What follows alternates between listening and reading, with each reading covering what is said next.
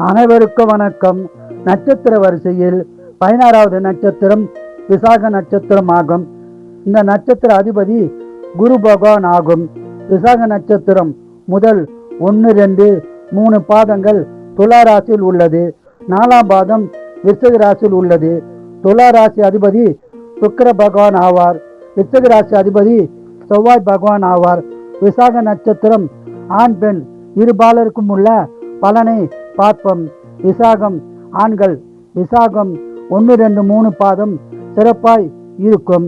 4ஆம் பாதம் சுமாராகத்தான் இருக்கும். இவர்கள் அழகானவர்கள், படிப்பில் சிறப்பாய் இருப்பார்கள். எதிர்கெடுத்தாலும் கோபப்படுபவர்களும் இவர்களே ஆவார்கள்.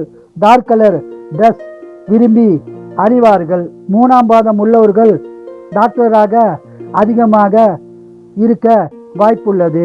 பொதுநலவாதி, தங்கமான குணம் உடையவர்கள், தங்கமான மனசு உடையவர்கள். இவர்களுக்கு சொந்த வீடு வாங்குவது சற்று தாமதமாக தான் கிடைக்கும்.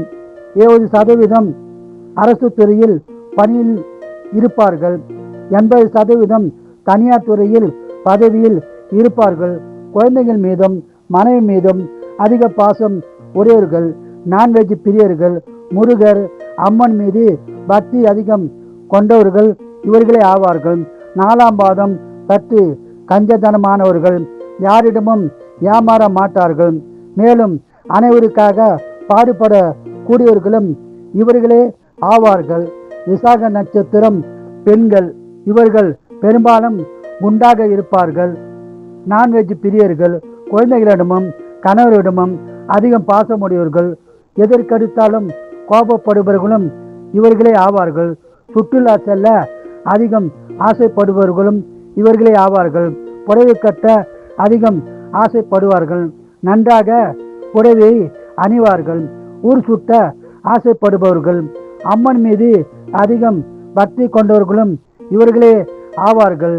இவர்களுக்கு 50 வயதிற்கு மேல் மூட்டு வலி, கிட்னி ப்ராப்ளம் வர வாய்ப்புள்ளது. உடல்நலத்தில் கவனமாக இருக்க வேண்டும். முதல் 3 பாதங்கள் சுமாராகத்தான் இருக்கும். 4ஆம் பாதம் விசாகம் சிறப்பாக இருக்கும். இவர்கள் தாய்மை உள்ளம் கொண்டவர்கள். வீட்டை சுத்தமாக வைத்துக் கொள்வதில் கெட்டிக்காரர்கள். மற்றவர்களை எடை போடுவதில் வல்லவர்களும் இவர்களே ஆவார்கள்.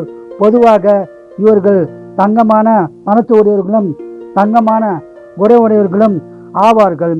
வாழ்க வளமுடன், நீங்கள் நலமுடன். நன்றி, வணக்கம்.